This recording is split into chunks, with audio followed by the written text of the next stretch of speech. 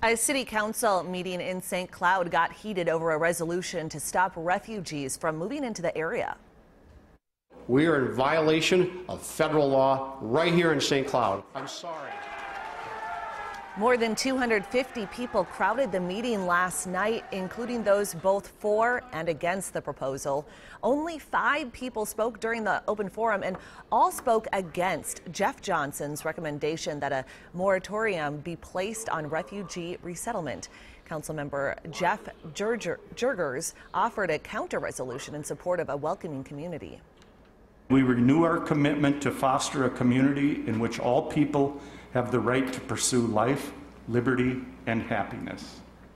Johnson told the crowd that his resolution isn't a ban on refugees, but a moratorium until the city gets more information on the number of refugees moving into the city and the cost to taxpayers.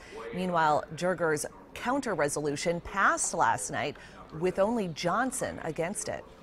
President Donald Trump meets with Republican senators on Capitol Hill for the first time today to discuss tax reform and other matters. On taxes, the president promises that the popular 401k retirement savings program will not be touched. That was one of the possible new ways to pay for tax cuts, which are expected to exceed $1 trillion.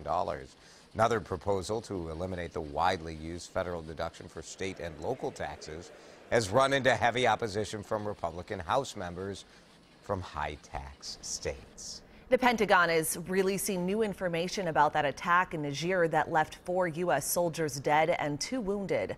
One detail in particular has become a focus of the investigation: why one of those soldiers killed was found nowhere near the firefight. As for backup, officials say troops on the ground didn't call for it until an hour into the fighting. They didn't ask for support for that first hour. My judgment would be that unit thought they could handle the situation without additional support. Officials insist the unit was out on what was believed at the time to be a low-risk reconnaissance mission.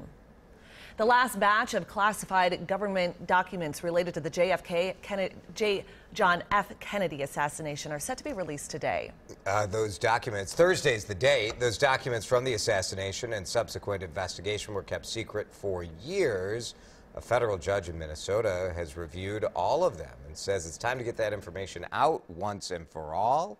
Pat Kessler reports. Kennedy's assassination remains a national obsession 54 years after he was murdered in Dallas. There it is. Federal Judge Jack Thunheim served as President Bill Clinton's chair of the Assassination Records Review Commission.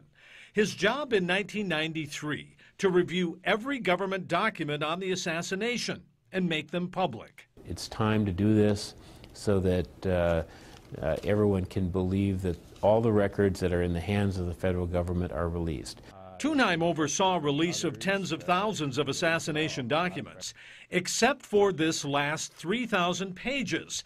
They contain sensitive information about names and locations of intelligence agents. Chances are slim that any of this information should be protected anymore. President Kennedy died at 1 p.m. Central Standard Time. Half a century later, large numbers of Americans don't believe Lee Harvey Oswald acted alone. First the assassination, then his murder on live TV, and persistent reports of Soviet Union and Cuba connections. Those who are expecting to see a bombshell about the assassination are likely to be very disappointed. Thunheim has examined every piece of evidence, every document, every film, even held the murder rifle. His conclusion: Lee Harvey Oswald acted alone. People want to believe that a conspiracy killed President Kennedy and not a 24-year-old loser who was mad at the world and wanted to make a name for himself. Pat Kessler reporting there. President Trump could still block the release of all or some of the documents, but he did indicate on Twitter on Saturday that he was inclined to allow them all to be made public. If you want to take a carry-on bag on your next Sun Country flight, you'll have to pay. The airline announced a 3-tiered pricing system. Grab and Go is for light travelers. There are no additional fees, but passengers can only bring one small personal item like a purse or a backpack. With the Check and Go option, you'll pay $20 to check your suitcase, or you can opt for the Store and Go plan. That will cost $30 to bring a carry-on. If you wait to choose this option at the airport, you'll be charged $40. There is an additional fee for choosing your seat when you book your ticket. New fees will be applied to all flights booked after Wednesday. And I am one of these who likes to carry on my bag. I don't have time for baggage claim, but you can certainly see how it does slow things down in the boarding and deboarding process. It significantly slows it down as everybody's trying to jam their thing in there and then find a spot. And so it'll be interesting to see if people, I don't know, this is how it used to be. Yeah, right. You checked your bigger stuff and just brought a small thing out. The plus side is now you can bring your larger hairsprays and shampoo bottles. There you go. Oh, you get to bring that.